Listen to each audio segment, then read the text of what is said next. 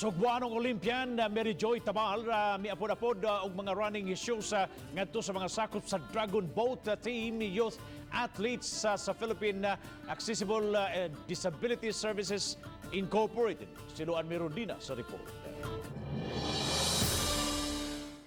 Sulod sa mga buwan nga ubos ang Sugbo sa higpit nga quarantine status protocols na limitahan ang training sa Sugbuanong Olympian nga si Mary Joy Tabal. Busa sa balay na lang siya kanunay mag-workout.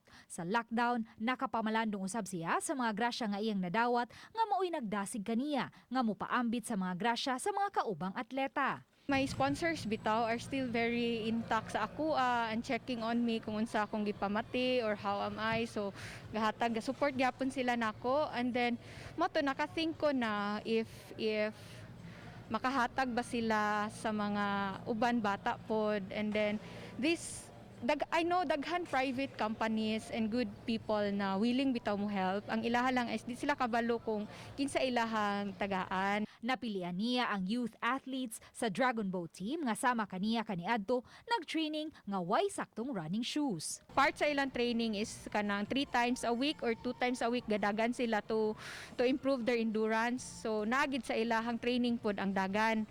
And then lisod kay gakakita ko nga since ako runner gud ko gadagan ko makita na ko prone kay sila sa injury and infections or unsa kung magtiniil gadagan sa karsada. Sa gift giving sulod sa Naval Forces Central, matagbatang atleta nakadawat og bag-ong running shoes, singlet, face mask ug ubang mga gamit.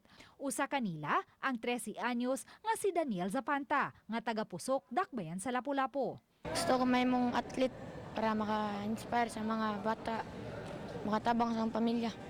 Makabuot na akong mga ambisyon.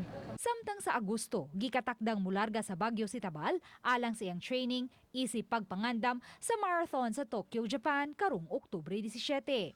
Human niini, mularga na usab siya sa Hanoi, Vietnam aron mo representar sa nasod sa SEA Games nga magsugod sa hinapos nga bahin sa buwan sa Nobyembre. Karon full focus ako diri sa akong training sa Cebu, then we'll join the national team sa Baguio by August siguro ko maka-join sa ilaha kay nag-wait ko sa akong second job sa vaccine. Ang gi-require lang sa organizing country, ang Vietnam, is no vaccination, no game.